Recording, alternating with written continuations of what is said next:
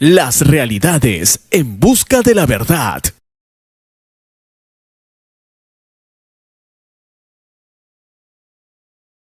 Doctor, ¿qué opinión tiene usted sobre el tema de educación, trabajo y salud de nuestro país? Y sobre todo los jóvenes, como dice usted, lastimosamente, sí se han perdido los valores, porque hay jóvenes que lastimosamente en el tema de educación ya no hay la educación cívica, ¿no? Y lastimosamente no, y hoy en día con todo lo que está pasando en las noticias, lastimosamente, pura delincuencia, pura muerte, están enseñando a ser fríos a los jóvenes. Y sinceramente, en mi época, mis padres, yo leía al mes 5 o 6 libros, ¿no? Una hora determinada. Y hoy en día yo veo a la juventud solo en el internet, en las redes sociales, y lastimosamente no lo utilizan y también no toman conciencia a veces los papás, porque lastimosamente la situación económica hace que los dos papás tienen que salir a trabajar para poder darles una educación meramente mediática para que puedan ser profesionales, ¿no? Hay otros que lastimosamente no pueden, pero ¿qué opina usted al respecto? Bueno, la educación es el elemento clave. Si algo tendría que hacer para priorizar en esta problemática, que es muy, muy compleja, tiene varios elementos, pero algo que sea lo fundamental de un partido o de un colectivo que quiera transformar el país o contribuir, tendría que ser la prioridad la educación. Por ahí empieza todo. Hablamos de inseguridad ciudadana, tiene que ver en parte con un tema educativo también, porque un valor es el respeto de la propiedad. Otro valor es el respeto de la persona. Cuando uno viaja por el mundo, en Estados Unidos, en Europa, en el mismo Asia, la gente es muy respetuosa. Cuando pasan y sin querer te rozan, te piden perdón. ¿Por qué te piden disculpas por rozarte? Porque en el colegio desde pequeños les enseñaron que tu cuerpo es un templo, que nadie te debe tocar, nadie es nadie, ¿no? Y por lo tanto, si el niño o la niña empiezan desde muy pequeños a entender esta privacidad, esta intangibilidad de la propiedad de tu cuerpo propiamente, entenderán mejor lo que es el respeto de las otras propiedades y de la propiedad privada también, ¿no? A nosotros nos enseñaron en ese curso de educación cívica que mencionabas, que si estábamos en un bus, en un micro, y llegaba una persona mayor, uno automáticamente se levantaba y le cedía el asiento. Ahora los muchachos hacen los dormidos cuando ocurre eso, ¿no? A nosotros nos enseñaron a cantar el himno nacional con solemnidad los días lunes cuando empezaba el colegio, en la jornada escolar, y aunque la letra era horrible de la estrofa que cantábamos, lo cantábamos con tremendo fervor, ¿no? Conscientes de lo que estábamos haciendo. Llevábamos nuestra escarapela, ¿no? Y mirábamos la bandera con respeto. ¿Qué es eso de poner banderas negras, como ahora algunos pretenden hacer a manera de protesta? ¿Qué es eso? ¿Cuándo empezó esto de lavar las banderas? ¿No? Esto es producto de varias generaciones que no han tenido la oportunidad, y no los estoy justificando, ¿no? Los estoy criticando, de tener una educación en colegio y en casa de valores, porque la cosa es complementaria. Y en casa también el problema es que estos papás tampoco han tenido esta posibilidad. Entonces vamos generando unas generaciones que no tienen mayor respeto por temas básicos de convivencia social y de respeto por la institucionalidad, por la democracia, por la libertad y por lo que es la propiedad. Elementos importantes, pero también un valor fundamental de la solidaridad, ¿no? ¿Cuántas veces vemos publicidad? Haz lo que hagas, tú eres el rey o la reina, ¿verdad? Pero ¿y los demás? La solidaridad de un país que tiene pobreza tiene que ser parte de la genética de nuestro ser, de nuestra forma de entender el Perú. No podemos ser individualistas en un país que es tan diverso, y un país diverso que cuando el peruano, y lo hace muy bien, es creativo en su diversidad, como dicen coloquialmente, la rompemos a nivel mundial, ¿no?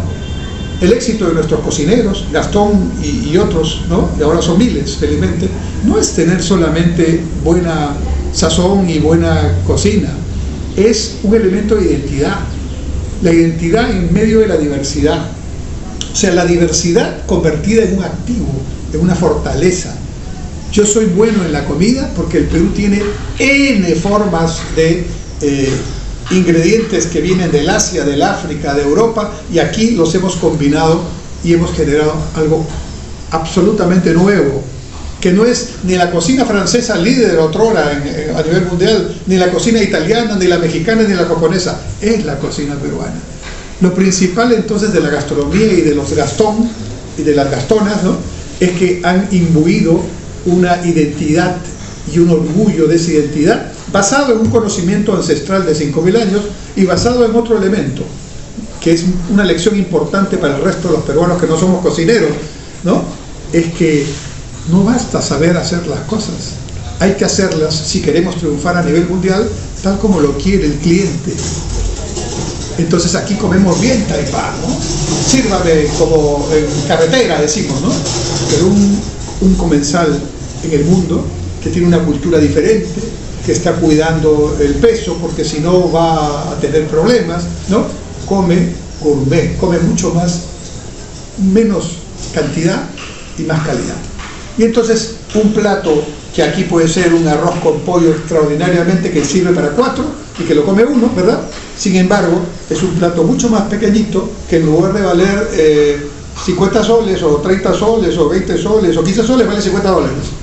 Y uno dice, ¿cómo es posible que en el restaurante central cobren tan caro? Bueno, es que eso vale la comida peruana bien trabajada. Pero la virtud que tenemos los peruanos es que puedes ir al restaurante de tu barrio o a tu mercado a desayunar y vas a comer igual que en el central, ¿no? Y quizás con variantes que central no tiene. Entonces, no hay que ser envidiosos. Cuando un peruano triunfa, todo el Perú triunfa, ¿no? Y ese es un tema que también viene de la educación, ¿no? Entonces, por donde vayamos, hablamos del tema de salud, la cuestión preventiva, que es, ya todos dicen, es mejor prevenir que curar, pero al final, colas para una cita de una persona que quizás nunca debió tener esa cita, porque debió preventivamente evitar ir a esa cita, y la cita se la dan ¿cuándo? En 5 meses, en 4 meses, y cuando va a la cita ya la enfermedad avanzó, ya no existe. Y una hospitalización para una operación, 2 años. Y lo último, ya el colmo de esta jugadora de voleibol de la época de Lucha Fuentes, que tiene un problema en el ojo, y está en una cola, en una fila, esperando un trasplante, no sé si es de córnea o algo así, ¿no? Y estaba en el puesto 2000, pero el otro día entró a mirar y está en el puesto 5000. Entonces, claramente la población en el día a día tiene estos temas de educación, estos temas de salud y el tema que te roban todo el día, y esto es como la ruleta, ¿no? O sea, el delincuente roba el celular, la policía lo atrapa, ya lo conoce, va el fiscal y le dice menor cuantía, sales hoy día, sale, vuelve a robar, y el propio delincuente cuando lo detiene dice por si acaso es menor cuantía, por si, ya sabe incluso el término. Esto es un antivalor completamente, esto no funciona así, y no hay que ir a los extremos de decir entonces que no hay institucionalidad, entonces fuente ovejuna, ¿verdad? Y no hay respeto por las leyes. No, hay que ser lo suficientemente creativos para crear dentro de la norma circunstancias que eviten esta delincuencia del día a día, que es la que más fastidia al ciudadano. Pero nuevamente, volvemos a la educación. Y entonces, ¿cómo está nuestra educación? ¿Cómo están nuestros profesores? ¿Cuál fue el único tema en educación del presidente Castillo, que felizmente ya ha sido corregido? ¿No? Oficializar otro sindicato de educación, ¿no? Eso fue lo único que hizo. Pero no nos quedemos solamente con el presidente Castillo, que es en todo caso una expresión más de este oscurantismo, ¿no? ¿Qué hicieron anteriores gobiernos en el tema educativo? El señor Vizcarra cuando era presidente, o el propio señor Sagasti cuando era presidente, ¿no? Pusieron ahí una serie de consultores que hablan seguramente de temas muy interesantes, pero el currículo educativo sigue sin valores, ¿no? E incluso con temas muy delicados como la famosa ideología de género incorporada dentro de nuestra educación, ¿no? Entonces tenemos ahí que sentarnos seriamente y empezar a pensar en estos temas, y esto me lleva a un asunto final, ¿no? Educación pública, salud pública, seguridad ciudadana, justicia, infraestructura básica, agua, desagüe, por ejemplo, título de propiedad. Esas no son tareas de la empresa privada. esas son tareas del Estado. Entonces aquí equivocamos la narrativa, ¿no? Le pedimos a la empresa minera que nos construya la carretera, le pedimos que nos construya a la otra empresa el colegio, le tenemos que exigir al alcalde, al gobernador y al gobierno nacional que nos ponga eso, porque tiene el dinero para hacerlo. Y ahora que me estás entrevistando, ayer revisé el nivel de ejecución pública de inversiones a nivel nacional, ¿no? A nivel nacional, hoy que estamos principios de agosto, que me estás entrevistando, hay en educación menos, en salud y educación, menos del 30% ejecutado de proyectos de inversión. Yo he estado en ministerios de inversión. Tú en agosto tienes que tener el 60 o el 70% para llegar al 100% en diciembre. Esto no es magia. Si no lo has hecho, no lo vas a hacer. Menos con niños costeros, niños globales y todas las circunstancias que tenemos. Entonces, es una tremenda ineficiencia del aparato estatal. Y esto contribuye a generar mayor desconfianza, porque la gente dice, todos vienen y me dicen, ahí está el proyecto, está el centro de salud. Todavía seguimos con la cultura de las primeras piedras. Ahí le he visto a la presidenta inaugurar primeras piedras y algunos ministros. Las primeras piedras deben pasar al olvido.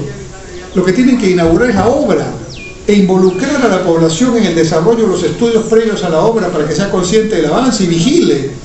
Entonces aquí tenemos varias cosas que hacer en el Estado. Entonces, hablé del artículo 1 de la Constitución, ahora voy a hablar del artículo 58 de la Constitución. A mí, yo no estoy diciendo si la Constitución se originó de esta manera, no, la Constitución se originó con un referéndum, por cierto, y esta Constitución, yo no soy fujimorista, ni mucho menos, como comprenderás, ¿no? Pero esta Constitución ya tiene más de 40 cambios constitucionales, por lo tanto ya no es la Constitución del año 93, es otra Constitución, es una dinámica Constitución, y así tendrá que seguir siendo, pero no la leen, solo es ideológico, ¿no? Vamos a cambiar la Constitución y al día siguiente aparecería el ave fénix, ¿no? Mejorará la salud, mejorará la educación, como ese vals que dice que las anchovetas nadarán con sus limones, ¿no? Que cantaba el carreta Jorge Pérez. Eso es pura demagogia. Artículo 58 de la Constitución. La iniciativa es libre y se ejerce en una economía social de mercado. Aquí hemos fallado todos, porque hasta importantes voceros políticos, académicos y empresariales hablan de la economía del libre mercado, y eso no dice la Constitución. Entonces, para empezar, no hay que cambiar ese artículo, hay que implementarlo, porque la economía social de mercado, donde funciona en Alemania, funciona en Austria, funciona en Costa Rica, funciona en Suecia, funciona en todos los países del norte de Europa, que son países exitosos, por cierto, tiene una regla: el Estado y el mercado tienen que trabajar juntos. El mercado se dedica a la inversión, a la creación de empleos, a la producción y a la generación de ingresos, y sus obligaciones son pagar sus impuestos, no contaminar y tener responsabilidad social. Esa es la tarea del mercado, de la empresa privada. Y el Estado no compite con la empresa privada, como aquí muchos peruanos todavía siguen insistiendo. No, la empresa privada no, extranjera, nacional, monopolio, ¿no? Sí hay monopolios, pero eso es otro tema. ¿El Estado debe entrar ahí? No.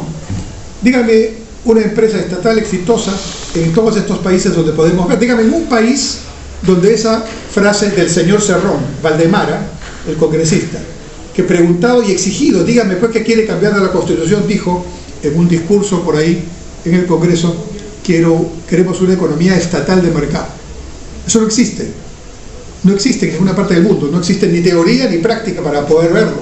En todo caso, que nos diga qué país del mundo es el que lo aplica, ¿no? Y no existe. Ni siquiera la China comunista de hoy es una China que en lo económico es una economía estatal de mercado, ¿no? La China es la economía más pragmática que puede existir desde Deng Xiaoping, y invitan al capital extranjero, desarrollan tecnologías y capital extranjero. Entonces, este tema de hablar frases huecas sin mayor contenido es algo que debemos superar nuevamente con educación, pero también con preparación para todos los que quieren ser congresistas, alcaldes, regidores, ministros. Hay que prepararse. No puede ser la irresponsabilidad tal de llegar a esos cargos de tal nivel sin tener ni siquiera idea de qué consiste la tarea. Entonces, el Estado es el problema, pero no para un Estado de hace 30 años, sino para un Estado moderno, un Estado que llegue al ciudadano, que lo respete, que lo escuche, que ponga instituciones de este tiempo, con tecnologías como las que estamos usando para esta entrevista, con gobierno digital, más que gobierno digital, con gobierno inteligente. ¿Sabes quién es el gobierno inteligente? El gobierno que no le pide cosas al ciudadano, hace el trabajo por el ciudadano. Entonces, el concepto de gobierno inteligente, Estonia es el líder mundial de gobierno inteligente. El concepto de gobierno inteligente es el siguiente: si yo como ciudadano, voy a aplicarlo al Perú, me voy a eSalud y presento mi DNI, porque ahí me piden el DNI para una consulta, y luego me voy a pedir mi partida de nacimiento en la municipalidad, ya la municipalidad no me debe pedir el DNI, porque eSalud, DNI, municipalidad, ministerio tal, RENIEC, no sé, son el Estado.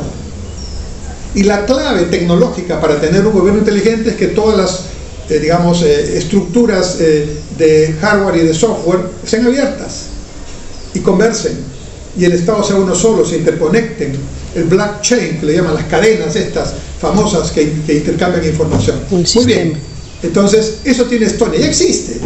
En Estonia el único trámite público donde tiene que ir la persona, no sé por qué, es casarse y divorciarse. Todo lo demás es absolutamente digital. Ahora, no estamos en cero. SUNAT ya lo hace, ¿no? SUNAT, para los que declaramos y pagamos impuestos, nos pasa unos días antes de la fecha límite nuestra declaración ya hecha, con todo lo que hemos declarado. Entonces nos dice, ¿falta algo?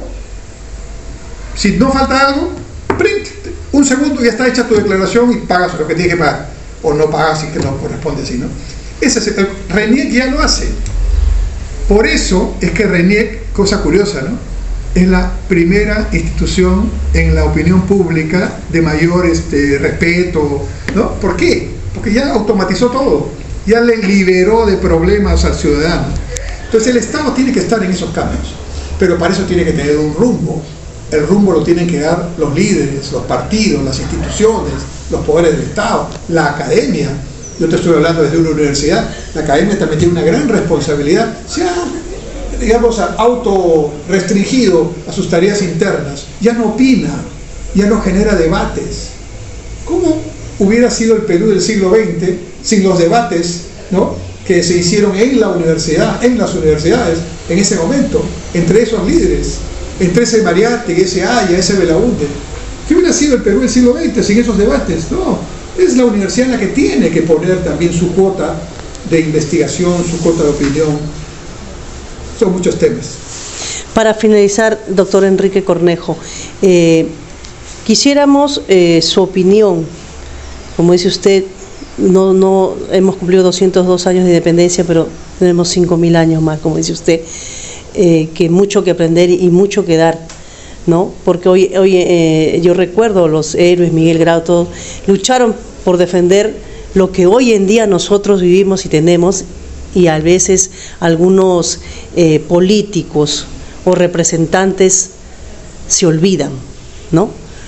¿Qué le diría usted a los jóvenes que quieren incursionar en la política y cambiar? Porque como dice usted, yo también tengo la fe y la esperanza de que seamos un país democrático, pero también, lastimosamente soy periodista, quisiera su opinión con respecto al trabajo de los periodistas de nuestro país en el Perú, en lo que es política social.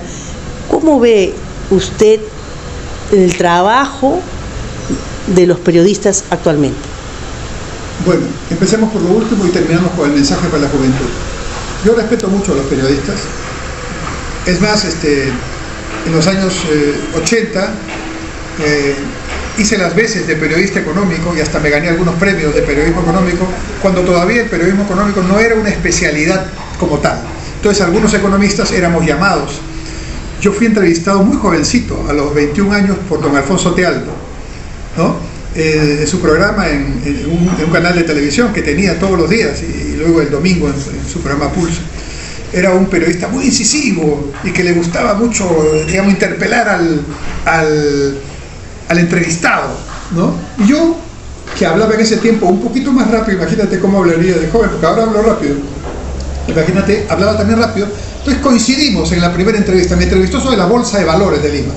Yo fui a hablar, ya era profesor en la Universidad de Lima. Y entonces hicimos una cierta empatía y me entrevistó muchas veces. Yo iba una vez a la semana, jovencito, a hablar sobre esos temas financieros, ¿no? Pero él tenía una característica, y con eso te voy a contestar. Ya cuando me entrevistaba ya sobre temas un poco más complejos, me decía: señor Cornejo, estas son las preguntas que le voy a hacer. ¿Tiene usted algún inconveniente? ¿Tiene usted alguna sugerencia? La emboscada periodística no existía para don Alfonso Tealdo. Y yo he sido, no solo testigo, sino he estado candidato a la alcaldía 2 veces, ¿no?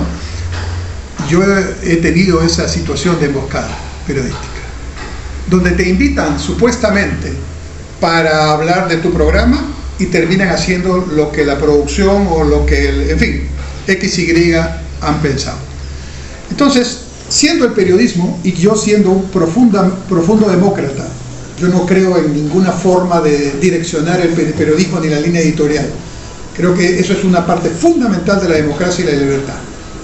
Pero la democracia y la libertad tienen que enriquecerse con el respeto y, digamos, la responsabilidad de cada quien. Yo ahora, en esta tarea académica, tengo un respeto cuando doy mis clases. Mis opiniones quedan fuera de la clase y yo estoy ahí para mis estudiantes. Por eso tengo 45 años de profesor y por eso mis alumnos me estiman, de diferentes generaciones y de diferentes tendencias. Cada quien tiene que hacer su trabajo con responsabilidad. Y nosotros vemos, lamentablemente, que importantes medios de comunicación de nuestro país, ¿no?, a veces su línea editorial y periodística la orientan en algún sentido.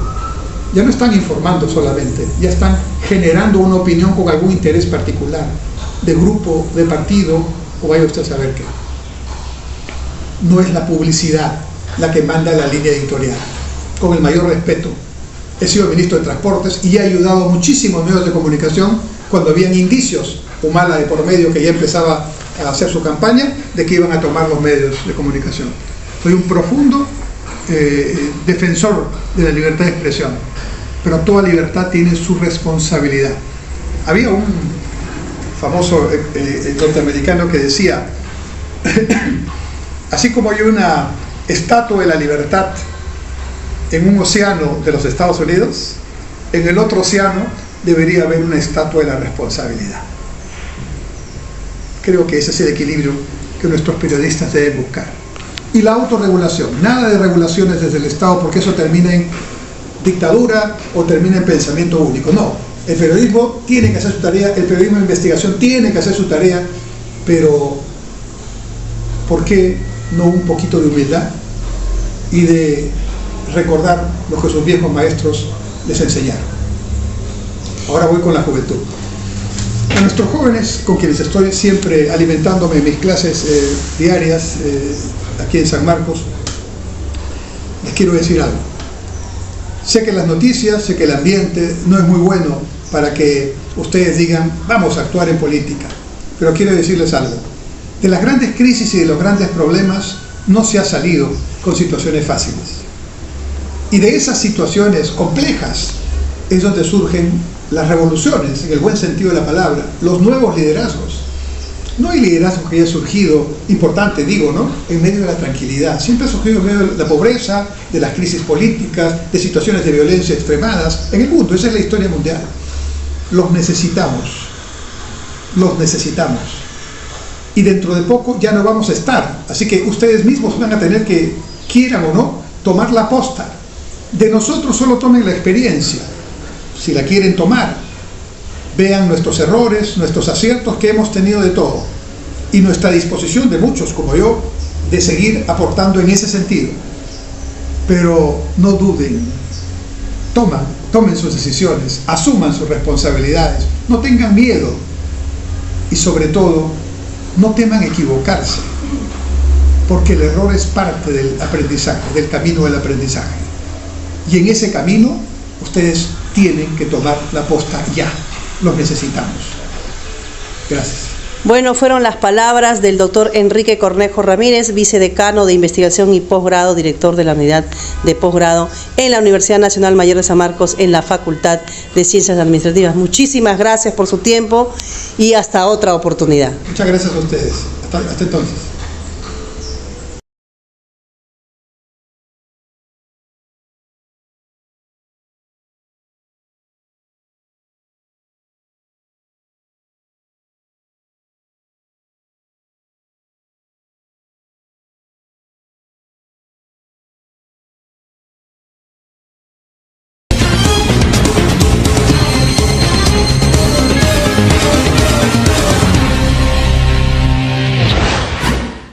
Las realidades en busca de la verdad.